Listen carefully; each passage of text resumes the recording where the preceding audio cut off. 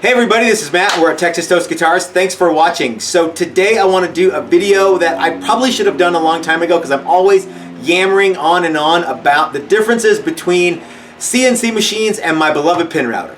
So recently I've seen a bunch of videos about CNC versus handmade and a bunch of other stupid shit like that, and I don't have time for that kind of garbage because frankly I don't care. I do what I do, you do what you do, they do what they do, and you know what? Are we having fun making guitars? I know I am. But I really like the woodworking aspect of using tools like my beloved pin router, so it's sort of the go-to tool here at the shop. And I recently put an Instagram post up. It was me holding my phone and running a piece through the pin router. Everyone's like, that sure looks like CNC to me.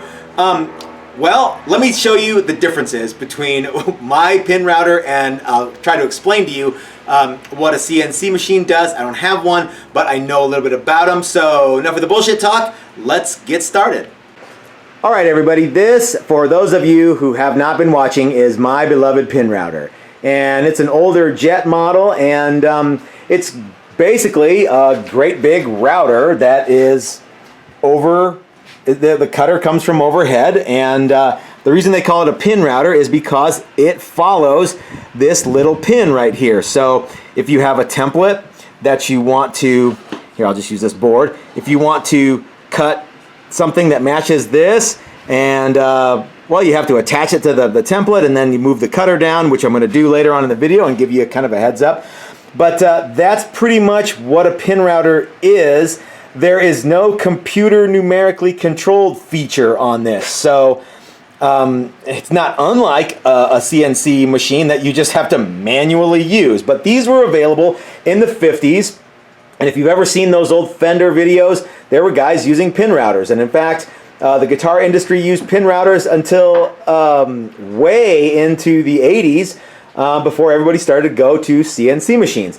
The biggest difference, of course, is that CNC machines are considerably safer for the user because your hands aren't directly in the path of the tool. But danger is my middle name. One of the other areas that the CNC differs from the pin router is just how much manual setup time you have to put into it.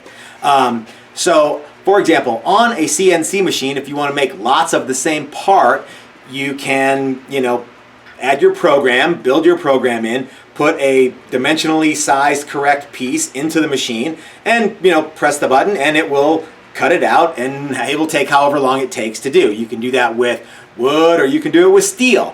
So CNC is really great for making lots of the same pieces over and over and over again. The closest thing that the guitar industry had to CNC back in the old days was stuff like the pin router and templates. So we're going to use some templates today and show you guys just how this whole pin router thing works.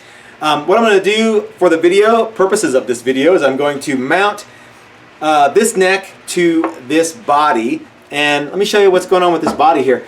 This actually has been fractally scorched to give it that kind of lightning bolt kind of effect. So that's kind of cool.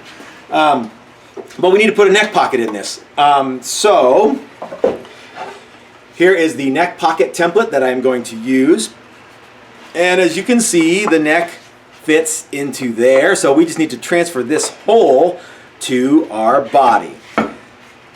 So let's do that now. All right, here is our template, and the distance from the end of the template to the end of the neck pocket is however long it is, and I want my neck pocket to be 4 1/4 inches on the guitar. So I've measured from the end of the template. Remember, on the pin router, everything's upside down and backwards. I measured from the end of the pocket to 4 1/4, and that's where I need to attach my body. And I'm going to use double-sided stick tape. And if you're one of those guys who says, hey Matt, you should use masking tape and glue, I'm going to say, yes, you should. Because masking tape and glue is superior in every way, isn't it, people? That's what you always tell me. But I'm not going to do that because I don't have time. If you want to use masking tape and glue, please feel free to do so.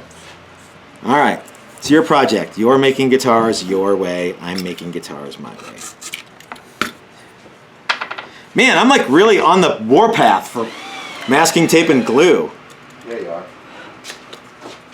So there's my line that I want the end of the body to go to. So that's a fairly straightforward proposition. I line up the end of the line and the center line. Then I come down here, line that guy up.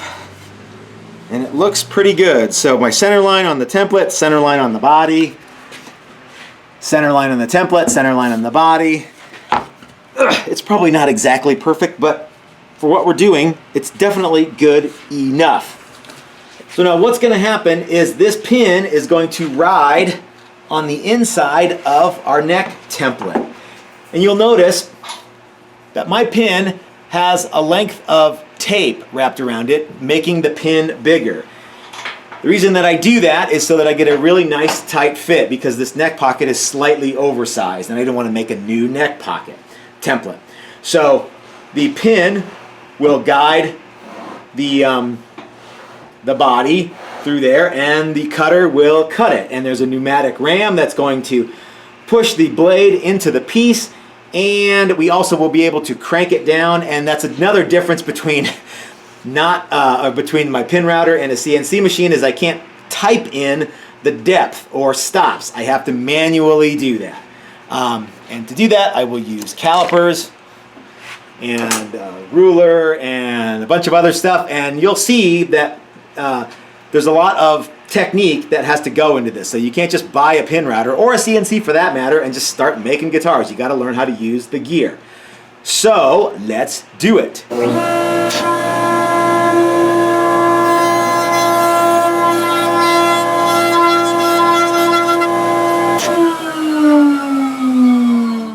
I was recently watching a video from Novo Guitars where they were discussing CNC versus handmade. I don't know why handmade was part of the discussion, but the takeaway from this was that their pin router didn't have an external depth stop on it, and they had to reach in to the mechanism while it was running and adjust the depth stop like this. So I would like to advise those guys that if they put one of these on the outside of their tool, life would be a lot safer.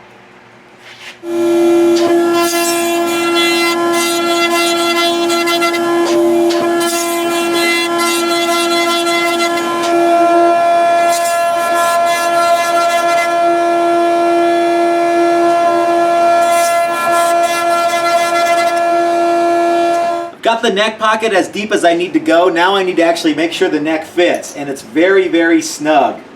In fact, it's a little too snug. It won't all the way go in.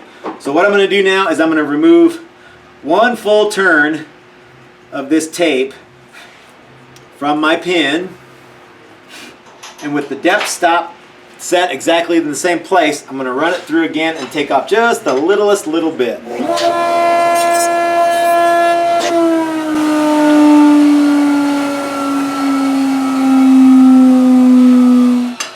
I want to clean all this little stuff up here, and I'm just going to use a file to do that. Now, you could still use a file to do this if you did your neck pocket with a CNC machine. And that's the other thing, guys. There's still a lot of handwork that has to get done no matter what the tool is you use to do the woodwork. Never let it be said that I said you just put the blank in there and press a button and a guitar pops out, okay? Okay, so that's one example of how my beloved pin router does a job that you could have a CNC machine do, or you could do with a hand router, or you could do with a chisel, or you could do with a drill. I don't know, there's lots of ways to do the same job.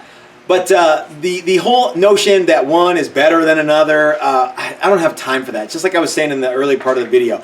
I've started saying that my beloved pin router is sexier than a CNC machine. I actually believe that because it's a cool tool and I like using it. If you like CNC and you think it's sexy, then man, use that. I don't care. But cut me the same slack of saying, you know, well, I think that the CNC is way more accurate. I think that's bullshit. You have to work the pin router a little more than you do a CNC machine to get repeatable results. You have to know a little bit about how the system works. But, you know, there we go. I don't think there's anything wrong with the way that this neck is fit into this body. As a matter of fact, I think there's a lot right with that. If you like this video and you agree with me, give us a thumbs up. And if you haven't subscribed yet, why don't you hit that subscribe button?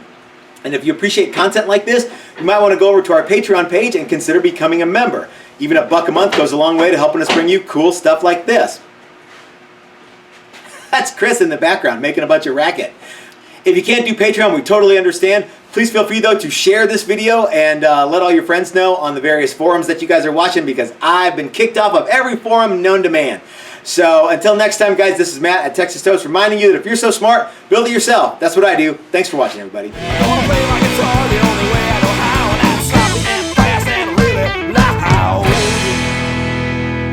It's really up to you. You should do that voice again. Hey Matt, what are you doing? Are you making guitars again? It's going to be great for the B-reel. Yeah.